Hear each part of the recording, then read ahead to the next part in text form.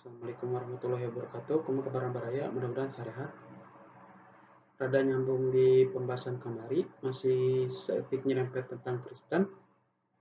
Jadi ini adalah surat Nabi Muhammad untuk orang Kristen. Baraya begini, semenjak Nabi Muhammad berpuasa di Madinah dan kemudian berakhir 10 tahun kemudian, saat beliau wafat, Nabi Muhammad berperang sekitar 30 kali. Seluruh perang itu adalah defensif dan counter attack. Makanya banyak dalil, banyak di dalam Al-Quran dan di dalam Al-Hadis ayat-ayat tentang peperangan, tetapi tidak berarti bahwa Islam itu adalah agama yang penuh dengan kekerasan. Masalahnya, Nabi Muhammad itu adalah satu-satunya Nabi yang memiliki negara, memiliki rakyat, memiliki kekuatan militer yang semuanya dibangun sendirian. Sehingga di awal-awal dakwah beliau banyak sekali terjadi peperangan karena banyak musuh-musuh yang ingin menghentikannya. Begitu ceritanya. Tetapi kemudian dalil-dalil itu disalah tafsirkan oleh sebagian muslim, bahkan sebagian muslim di saat damai pun malah ngajak perang. Ya itu mah hanya sebagian kecil ya. Jadi saya langsung to the point. Saya langsung ingin menyebutkan ini adalah salah satu surat perjanjian Nabi Muhammad kepada orang-orang Kristen, orang-orang Najran. Kemudian isi perjanjian ini akan sedikit kita bahas setelah ceritakan setelah saya ceritakan. Kita mulai baraya. Ini teksnya. Najran dan semua kelompoknya serta semua penganut agama Nasrani di seluruh dunia ada dalam perlindungan Allah Subhanahu wa taala dan pembelaan Nabi Muhammad Rasulullah menyangkut harta benda, jiwa dan agama mereka. Baik yang hadir dalam pertemuan ini maupun yang gaib, yang tidak hadir termasuk keluarga mereka, tempat-tempat ibadah mereka, dan segala sesuatu yang berada dalam wewenang mereka sedikit atau banyak.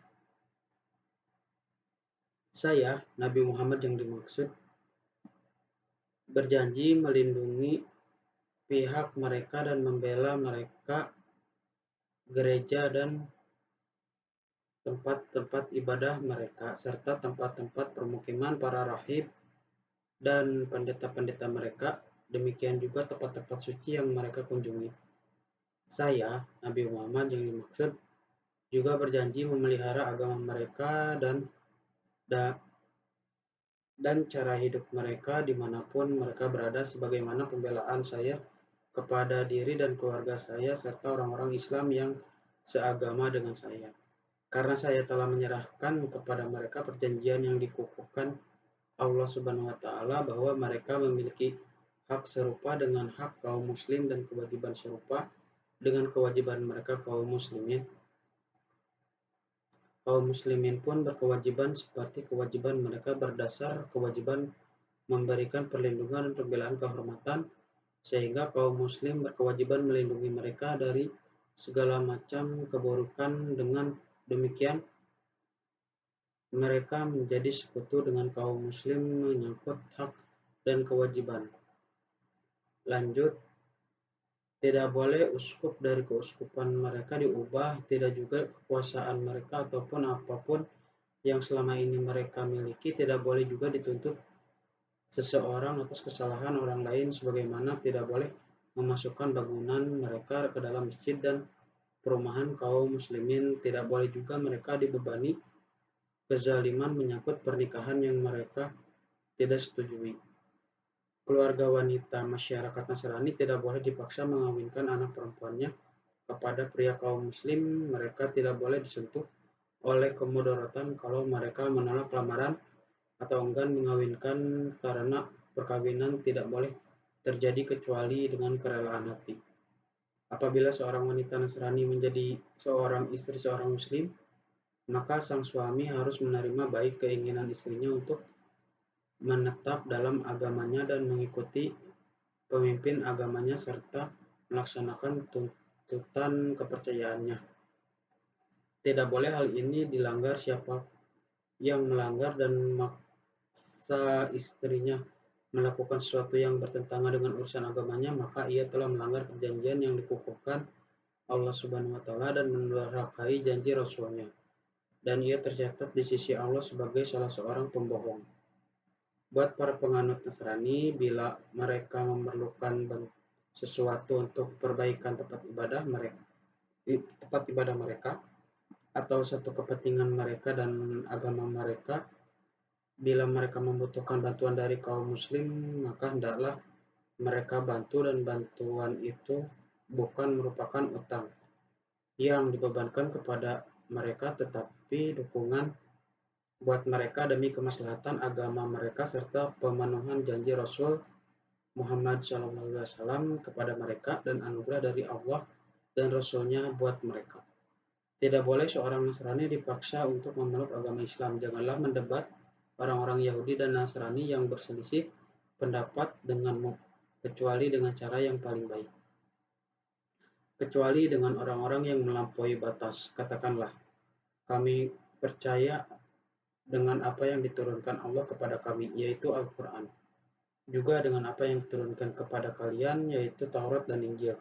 Tuhan kami dan Tuhan kamu adalah satu, dan kami hanya tunduk kepadanya semata. Quran Surat Al-Ankabut ayat 46. Mereka hendak diberi perlindungan berdasarkan kasih sayang dan dicegah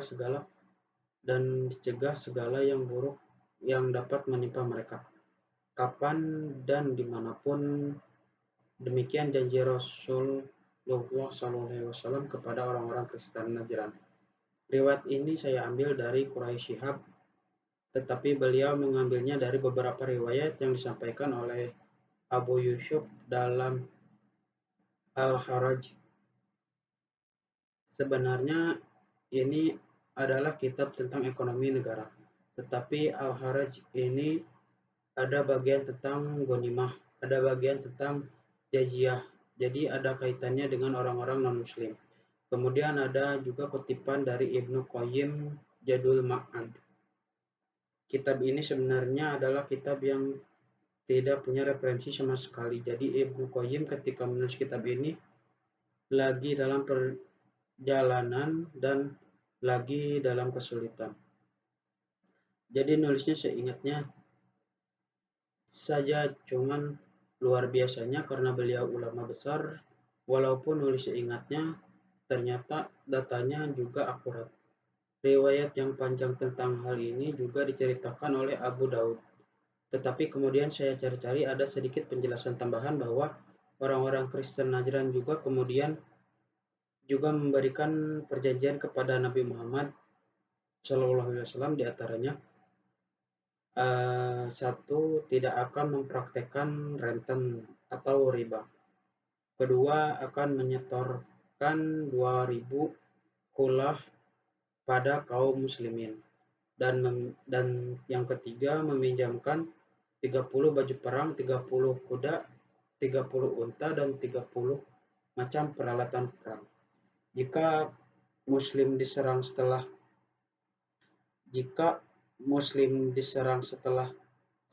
ancaman usai, barang-barang itu akan dikembalikan.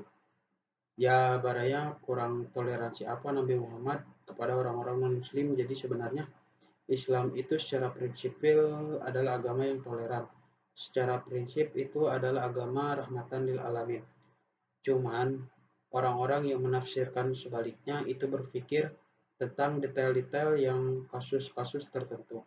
Sebenarnya ide tentang sebuah agama, ide tentang sebuah ideologi adalah dilihat dari ruang lingkup secara garis besarnya, tentang ide-ide besar, gagasan-gagasan besarnya, sedangkan detail-detail kecilnya itu harus dilihat secara konseptual, karena ide-ide kecil itu pasti muncul dalam konteks tertentu, kondisi tertentu, dan situasi tertentu. Jadi apakah Islam itu adalah agama kekerasan?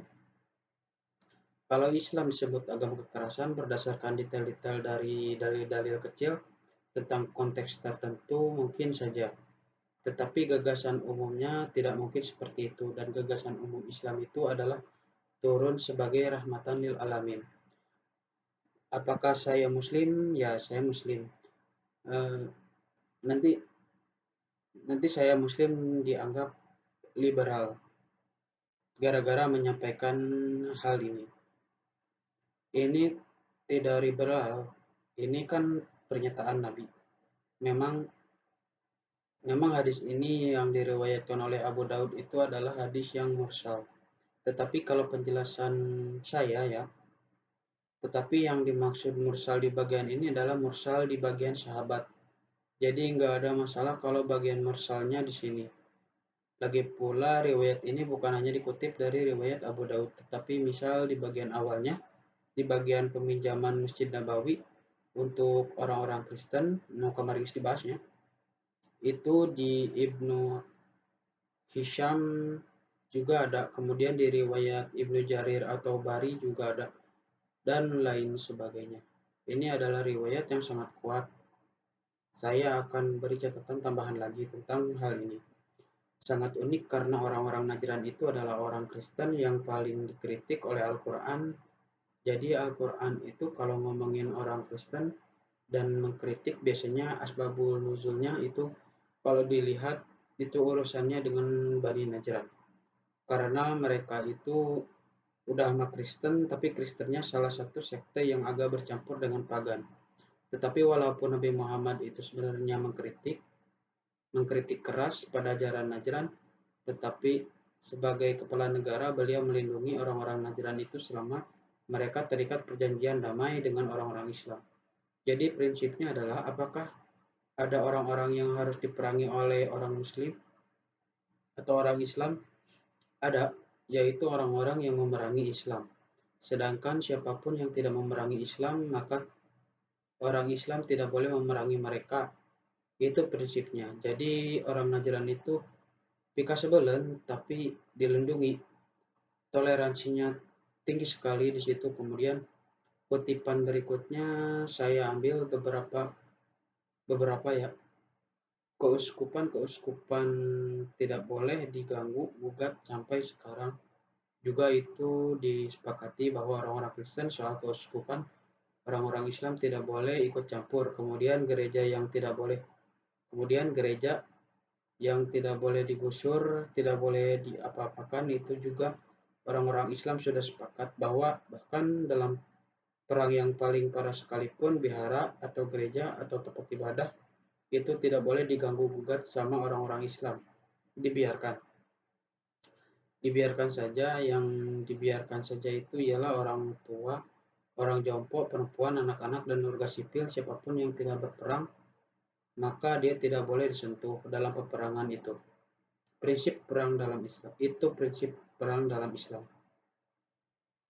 Kemudian ada juga yang unik di sini bahwa orang-orang perempuan Najran boleh menikah dengan orang Muslim. Yang laki-lakinya ini juga sebenarnya sudah menjadi keumuman pendapat masyarakat Muslim, dan termasuk juga kalau mereka dipersilakan untuk tetap beragama di dalam agamanya, ya silahkan saja. Gitu. Tidak ada masalah, cuman ketentuannya ya harus laki-lakinya yang Muslim. Nah, jadi Baraya, saya pikir ini adalah penjelasan yang sangat cukup. Nah, jadi Baraya, saya pikir ini adalah penjelasan yang sangat cukup jelas. Oke Baraya, itu saja. Terima kasih sudah menyimak. Semoga bermanfaat. Assalamualaikum warahmatullahi wabarakatuh. Tengilap di like, komen, subrek, coy.